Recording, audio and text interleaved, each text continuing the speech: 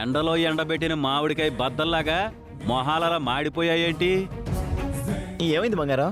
మనవరాలు పూజ చేసుకుంటూ ఉంటే మేమేదో 4 మాటలు అన్నామని మీ నాన్న ఫుల్ క్లాస్ తీసుకున్నాడు.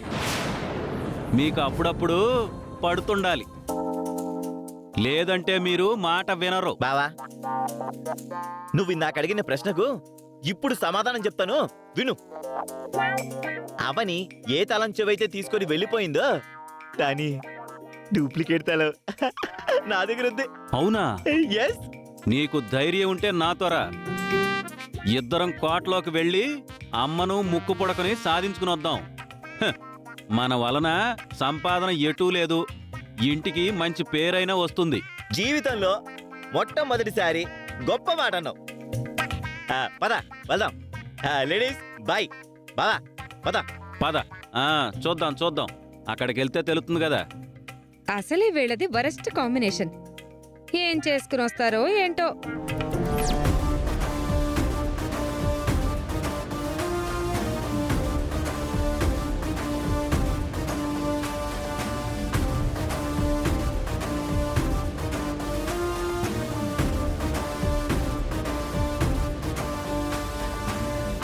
ఈ తాళంతో మనం లోపలికి వెళ్ళిపోయి వసీకర్తో యుద్ధం చేసి దాన్ని బంధించి ముక్కు పొడుకును అమ్మను బయటికి తీసుకొద్దాం. హ్మ్. ఇండియన్ సినిమాలో ఇంతవరకు ఏ మల్టీ స్టారర్ సినిమాకి రానంత ఎలివేషన్ మనకొస్తుంది బావా. జటా నా చావు నన్ను సమీపిస్తుందని చెప్పింది. అది అసంభవమని అనుకోవడానికి లేదు. ఎందుకంటే నన్ను అంతం చెయ్యడానికి అవని ఎటువంటి ప్రణాళికలను సిద్ధం చేసుకుంటుందో నాకు తెలీదు. చిలుక ఉంగరం చేరవేసిందా, చేరవేయలేకపోయిందా? చేరుంటే ఈ పాటికి నా వాళ్ళు నన్ను వెతుక్కుంటూ రావాలి కదా. అవనైతే ఏదో ఒక ప్రయత్నం చేసి నన్ను ఖచ్చితంగా బయటికి తీసుకువెళ్తుంది. బావా, చెప్పేది జాగ్రత్తగా విను. నువ్వు ఈ తాళం తీసుకుని వెనక వైపు నుంచి కోటలోకి మెల్లగా ప్రవేశించు.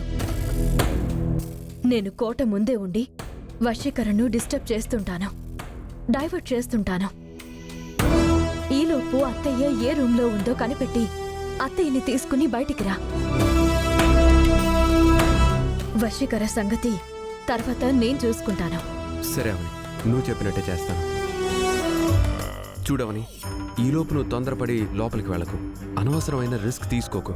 నేను వచ్చే వరకు బయటే ఉండాలి నువ్వు, సరేనా? తీసుకో.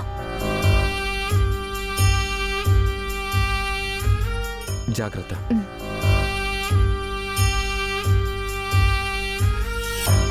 అవని వాళ్ళు ఎట్టి పరిస్థితుల్లోనూ కోటలోకి వెళ్ళకూడదు.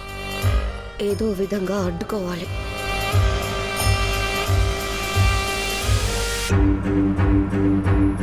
ఇంచుమించుగా శవాల కోట దరిదాపులకు చేరుకున్నాం బావా.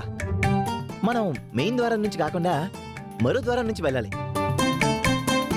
జీవితంలో నిన్నెప్పుడూ నమ్మకూడదనుకున్నాను, అలాంటిది నీ మీద భారం వేసి వస్తున్నాను. ఏం జరుగుతుందో ఏంటో. బావా, అన్నిటికీ నీకు భయమే. ఏం మాట్లాడుకున్నారా?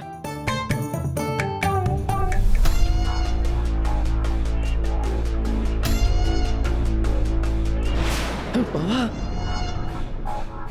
అదిగో వసీకర బయటే తిరుగుతోంది. ఈ టైంలో అటువంటి శక్తులు బయట తిరుగుతూ ఉంటాయి. మరి నిండుగా దుప్పడ కప్పుకుని ఎందుకుంది? రాత్రి వేళల్లో వాళ్ళ కాస్ట్యూమ్స్ అలాగే ఉంటాయేమో. ఇప్పుడు మనం ఈ తాళం చెవితో కోర్టులో కూడా ప్రవేశించే అవసరం లేకుండా పోయింది. అంతేనంటావా? మన అదృష్టం కొద్దీ అదే బయటకొచ్చిందా? అవును బావా. ఇప్పుడేం చేద్దాం? పెద్ద బండరాయి పట్టుకుని వెనక నుంచి వెళ్ళి తల మీద వేసేద్దామా? ఇదిగో, చంపితే మన మీద జీవితం అంతా పగబడతాయి. అందుకే వెనక నుంచి సైలెంట్గా వెళ్ళి పట్టుకుందాం. అదిగో అక్కడ గోన్ సంచి కనబడుతుంది, దాంట్లో బంధిద్దాం. అలాగే.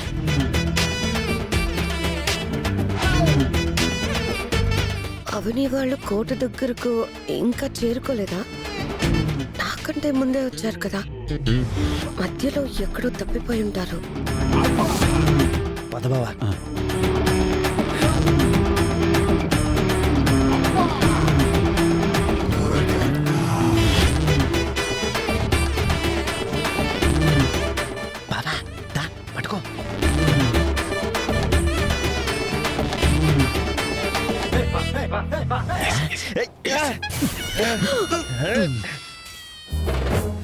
బావా ఆ తాడివు ఇదిగో కట్టే కట్టే ఇటు బావా. ఇదిగో ఇదిగో గట్టిగా కట్టి త్వరగా.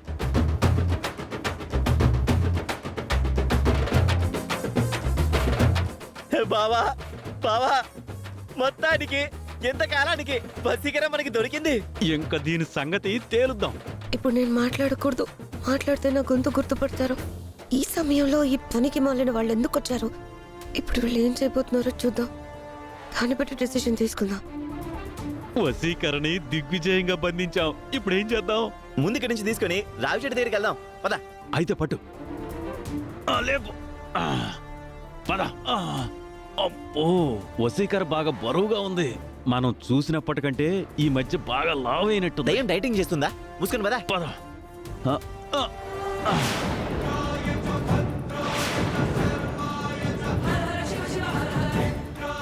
ఇప్పుడు నన్ను రావి చెట్టు దగ్గరికి ఎందుకు తీసుకెళ్తున్నారు? వసీకరు అనుకొని బలిస్తారా ఏంటి? పట్టుకో, జారిపోతుంది. గట్టిగా పట్టుకో.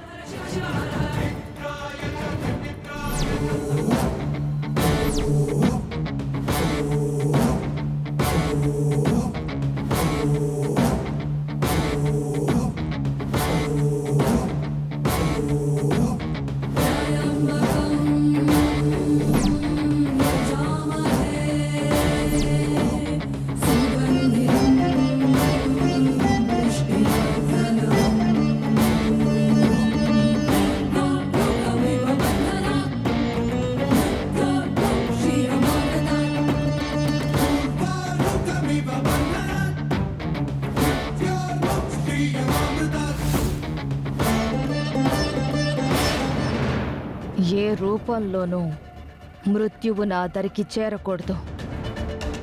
మర్రి చెట్టు క్రింద సొరంగంలో ఉన్న స్వర్ణ ఖడ్గం గురించి ఎవ్వరికీ తెలియనంత వరకు నా మరణం నా దరి చేరదు.